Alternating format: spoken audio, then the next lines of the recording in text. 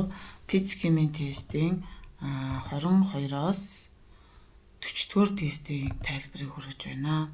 За амжилт гэдэг бол ерөөсөө аз биш юм аа. Харин шаргуу хөдөлмөр хичээл зүтгэл юм аа гэдэг үгээр дараагийн тайлбарыг үйл ажиллагааг үргэлжлүүлье. За хими урвал нь хоёр үе шаттай явагддаг. Тэгээд схемийн дагуу урвал явагддаг.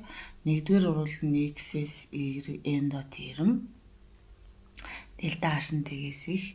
Хоёрдугаар урвал нь экзотерм буюу дельта H нь тэгээс бага гэж.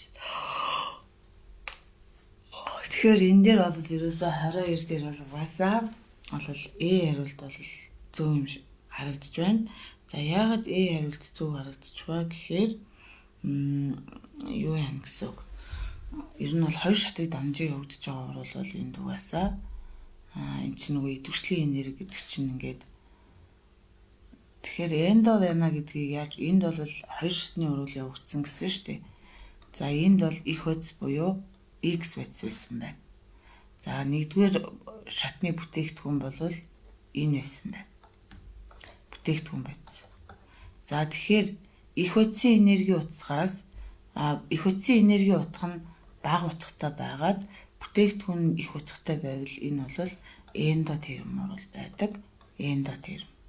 Яагаад гэвэл бүтээгдэхүүний утгаас их бодисын утгыг хасгаар нэмэх тэмдэгтэй байгаа учраас харин энэ чинь одоо Y-гээс Z үүснэ гэдэг бол их бодис нь бол Y-гээс Z үүсэх урвалын хувьд бол их бодис нь Y байсан, бүтээгдэхүүн бодис нь Z байсан. Тэгвэл их бодисын энергийн утга нь их тоо байгаад бүтээгдэхүүнийх нь бага байвал энэ бол экзотерм урвал байдаг.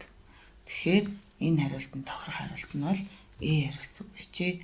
Цэсийн алгаридын усан усмлын болон хайлтмалын электролизийн бүтээгдэхүүнийг тодорхойлно гэж. За хайлтмалын электролизийн үед яадаг вэ гэхээр хайлтмалын электролизоор бинар нэгдлийн хувьд бол катод дээр бол зис ялгарна, анод дээр холоор 2 ялгарна. За хайлтмалын электролиз зис болон холоортой хариулт угаасаа л энэ хариулт байна те. Усмлын за яаж байгаа зистэй нэмэх нь холоор гэхээр энэ A болон E2-ын аль нэг юм байна. Усмлын электролиз гэхээр купрум холоор 2-ыг би усан усмлын электролизд оруулахад мөн ялгаа байхгүй. Зис бол идэвхгүй металл учраас төрүүлж ангижирна. Тэгээ холоор болохоор хүчил төрөгчгүй хүчил учраас холоор 2 гээд өөрөлдвөл купрум болон холоор 2 гээд энэ 23-ын бол И хариултан зүг байна гэж үзнэ. За 24 дээр тестийг бүгдээрээ хийж үзье. За 24 дээр тестэн дээр урвалын дараах бүтээгдэхүүний зургийг ажиглаад их бодисуудын орон зайн зөв байрлалыг зургийг сонгоно гэж байна. За тэгэхээр 24 дээр бол энэ тохиолдолд бол аль урвал явагдах вэ гэж байна. Өөрөөр хэлбэл CO-гийн хүчил төрөгчийн атом нь хүчил төрөгчтэйг мөргөлдвөл ашиггүй мөргөлдөлт явагдаад урвал явагдахгүй. За ер нь бол C-гийн атом хүчил төрөгчийн атомтай мөргөлдвөл ашигтай мөргөлдөлтөнд орж хими урвалд ордог. За Бристед-Лаврын онолоор ус нь аль урвал суурь. За тэгэхээр протон донорыг бол юу гэж ус төрөгчийн нэмэгц нэмэгтэй ионыг донорыг бол хүчил гэж нэрлэдэг. H нэмэхийн акцепторыг бол юу гэж нэрлэдэг вэ гэхээр суурь гэж нэрлэдэг байхгүй. Тэгэхээр протон донор гэхээр протоныг өгж байгаа гэсэн. Ус төрөгчийн нэмэхийг өгж байгаа хариулт энэ бол H3O байжгаад H2O байжгаа H3 болоод авцсан учраас ус бол хүчлийн үүрэгт бишээ суурийн үүрэгт оролцож байна. Протон акцептор учраас энэ бол суурь байна. За протон донор нь бол аян байна. H2 байснаа OH1 ус төрөгчийн ионыг өгчихсэн байна те. Тийм учраас энэ бол B байна. Суурийн үүрэг гэлөө. Протон донорыг хүчил шүү дээ. Энэ чинь тэгэхээр хүчил биш үү? Энэ чинь хүчил байна. Протон акцепторыг суурь шүү дээ. Протон донорыг хүчилгээд протон акцепторыг суурь гэж байна. Тэгэхээр 25-ийн A нь байна. За яагаад A вэ гэхээр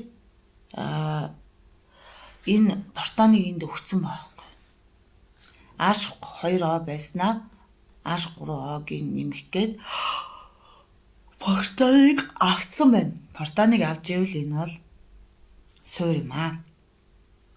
За дараах энтальпи өөрчлөлтүүдийг зөв харгалзуулна гэж. За эхнийх нь бол стандарт төлөвлөлт элементүүдээс 1 мол хэмээн байц үүсэх учраас 1-ийн B буюу үүсэх үү. 1-ийн B-тэй хариулт энэ 3. За хүчил суурийн сармагч хоёруулаар 1 мол ус үүсэж байгаа учраас энэ бол сармагчийн стандарт энтальпи. За тэгэхээр 2-ийн G-тэй хариулт энэ хоёрын айл нэг нь. Биш. Энэ хоёрын айл нэг нь. За 3 нь бол шатах байна. Стандарт төлөвлөлт 1 мол хэмээн байц хүчил төвчийн дотор бүрэн шатаж байгаа учраас 3-ийн А-тай. Зөв байна. Дөрөвдөх нь болохоор атомжлогдох гээд 26-гийн бол B хариултан зөв байжээ. 26-гийн B хариултан зөв байжээ. За 27 хийж үзье. За 27-гийн E шүү дээ. 28 дахь нь 27. Аль өөрчлөлт нь дараах тэнцвэрийн холимогдох ESO3-ын концентрацийг ихсэх вэ гэхээр тэнцвэрийг бүтээгдэхүүн үүсгэх тал руу шилжүүлнэ гэсэн үг. За тэгэхээр бүтээгдэхүүн үүсгэх гэхээр шулуун уруулын чиглэлд тэнцвэрийг шилжүүлэх хэрэгтэй. Тэгэхээр 27 дээр бол ерөөсөө хүчил төрөгчийн концентрац өөрөөр хэлбэл их үсгийн концентрацийг ихсгэхэд химийн тэнцвэр шулуун уруулын чиглэлд шилждэг. Их үсгийн концентрац буюу хүчил төрөгчийн концентрацийг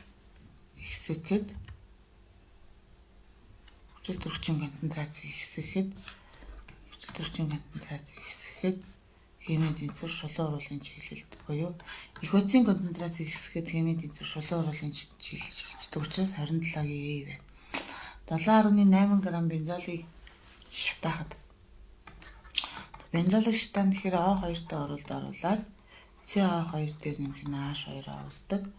За энд 6-ыг тавиад энд 3-ыг тавиад 12 15 ягсан 7.5. 7.8 г бензолыг гэхээр энэ дээр энийг тавилаа грамм ахаар доор нь молийн массыг болохоор 12 үржин 6 дээр нэмэх нь 6 тэнцвэр 78 г болно гэсэн үг.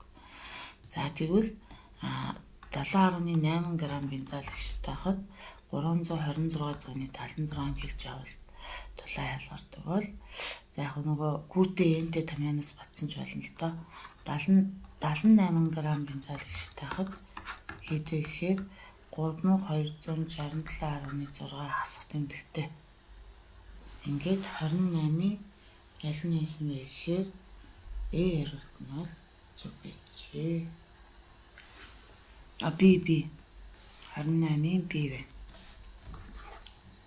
Гэхдээ энийг энэ томьёогоор батсан ч болно л та. Гүү тэнцүү 326.76 кJ хоёрт гаргана.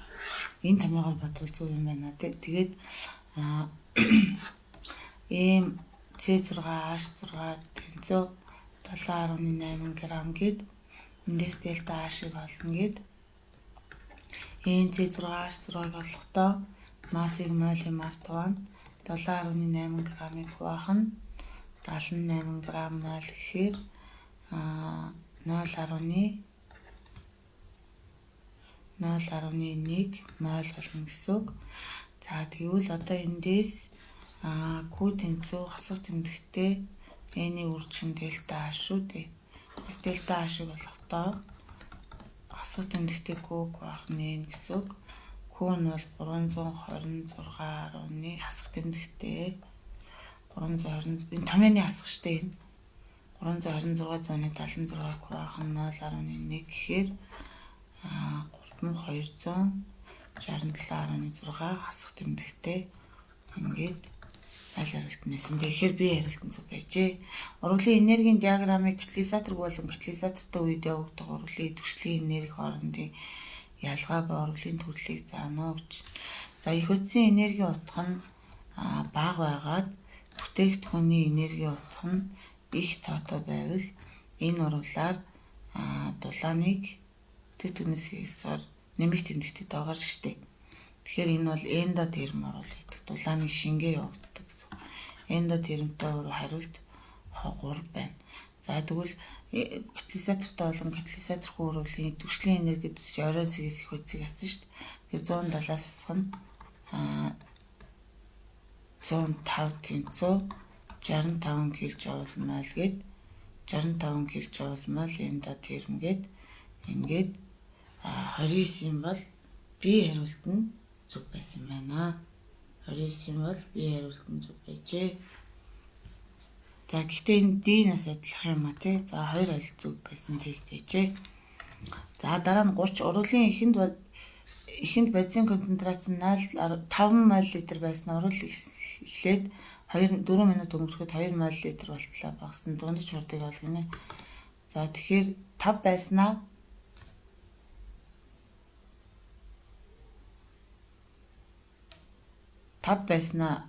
за яг тэ нөгөө их үдсийн хувьд бол хасах тэмдэгтээ 2-оос хасах нь 5 мл хасахыг нэмэх болно шүү дээ.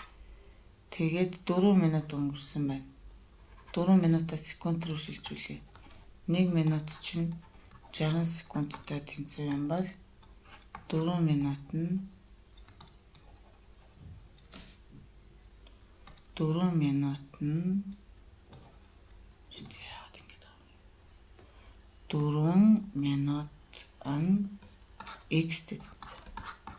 x тэнцүү 6/24 гэхээр 240 секунд. 240 секунд.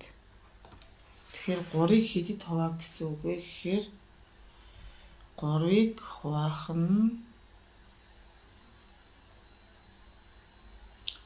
6/24 240 буюу 30 бол хариулт нь зөв байжээ. Яагаад вэ гэхээр секунд руу угаасаа хариултууд дотроос бол дандаа секунд хариутай байгаа учраас 30 бол хариулт зөв байжээ. За тэнцвэр тогтсон системд устөрөгчийн концентрацийг багасгахад химийн тэнцвэр тэрхүү хүлчний үйлчлэгийг нөлөө хүчийг бууруулах буюу буцаад өөрлөгөөр шилжинэ. Их үс тал руугаа. Их үс үүсгэж чиглэлт. За даралтыг бууруулахад эзлэхүүн их тал руу гэхээр бас их үс. Ингээд энд хэдий эзлэхүүн байна вэ гэхээр 1-д нэмэх нь 3 тэнцүү 4 эзлэхүүн байна. Энд бол 2 эзлэхүүн байна. За тэгвэл даралт бууруулахаар эзлэхүүн их тал руу шилждэг учраас их үс тал руугаар шилжинэ тэгээд 31 бол B хариулт нь зөв байсан байна. За 32-ыг хийж үзье.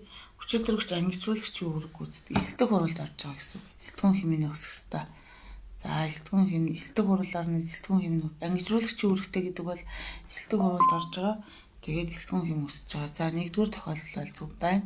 Тэг байснаа хасах 2 болж эсэлтгүүн хэм буурч байгаа учраас энэ бол ангижруу хурал эсэлтүүлэгч болно гэсэн үг. Тэгэхээр энэ хоёр тохиол биш байна. Хүчил төрөгчийг л олгосон учраас энэ тэг байснаа бас 2 болж эсэлтгийн хүн буурч байгаа учраас ангижруу хурал эсэлтүүлэгч энэ бас биш байна. За тэгэхээр эсэлтэг хурал гэхээр эсэлтгүүн хэм нь өссөн тохиолдолд хас 2 байснаа тэг болж 2-5 зөв байна. Хасах 1 байснаа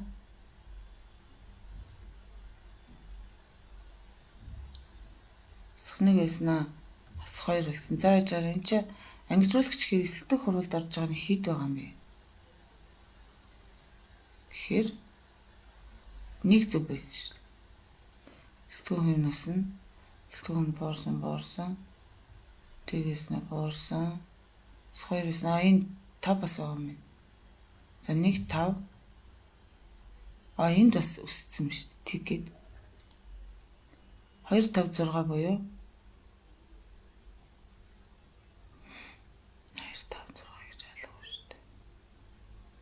1 ш нэрээ 1 5 6 буюу 32-ын аль нь байсан бэ гэхээр эсэлтгүүн хэмээн ихсэн 32-ын хариулт нь зөв байсан байна. 1 5 6 гэдэг дурдсан байна. Өгсөн хурлаас өөрөө эсэлтэж өөрөө ангиж хуруулна аль вэ гэж. За тэгэхээр нэг элементийн атом нь энэ бол 2 янзаар өөрчлөгдөж явагддаг. За тэгэхээр энэ бол B хариулт нь зөв байна. Яагаад вэ гэхээр тэг байснаа нэмэх 1 хасах 2 2 3-ын 6-аас 1-аад нэмэх 5 энд нэмэх 1 хасах 1 эсэлтгүүн хэм нь 2 өөр янзаар өөрчлөгдөж байгаа учраас энэ бол өөрөө эсэлтэж өөрөө ангижих хурал юм байна. Өөрөө эсэлтэж өөрөө ангижих хурал юм байна гэсэн үг.